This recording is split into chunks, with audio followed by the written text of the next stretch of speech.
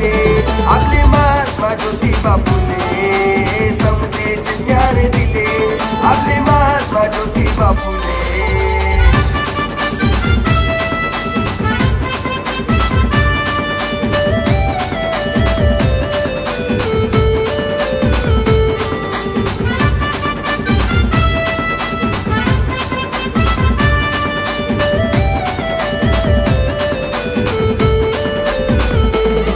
आपल्या समाजाची ती शान असे